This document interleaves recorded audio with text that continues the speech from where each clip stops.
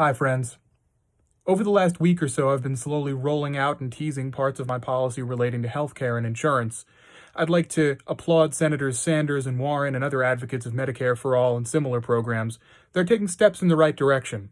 Our obligation as policymakers is to ensure that no citizen goes without access to vital, often life-saving medical care and treatment.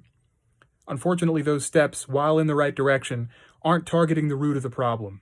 And as we all know, the root of the problem is that the insurance industry, regardless of what goods and services it represents, is a third-party, middleman, racketeering business that exists solely for the perpetuation of its own self-sustenance.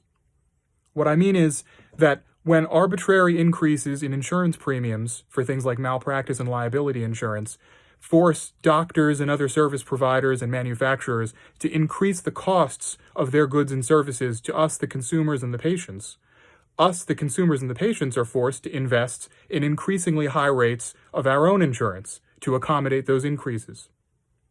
This is a cycle that sustains itself, and the only true profiteers are insurers. That's why the argument has never been about whether we should use private or public insurance options to make sure that everybody's covered. The argument should be, how are we going to dismantle this racketeering business and ensure that we can have direct relationships between consumers and patients, doctors and manufacturers, and so on? Pay the prices that we actually want to pay for the goods and services we actually demand, make sure that their creators and service providers are well taken care of, and that we, the producers, we, the patients, are well taken care of as well. Well, my solution is simple. Within the first 100 days of my presidency, I'm going to be entirely outlawing insurance in every form that it takes. Auto insurance, home insurance, life insurance, what have you. Medical insurance. It's not going to be necessary because service and good providers are going to be paying such much lower costs for their goods and services to be provided that we'll be able to afford them out of pocket. We'll be able to afford to have a one-on-one relationship with the people that are actually in our lives giving us goods and services to improve ourselves with. That's what this life is all about. We're going to make accommodations for the people that are unwittingly contributing to the perpetuation of that racket.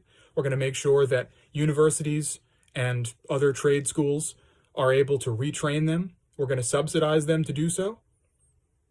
Nobody loses here. Oh, except for a few CEOs that are already worth a few quintillion dollars. Sorry about that. You're also going to start paying your taxes better, folks. Well, we're not. CEOs are.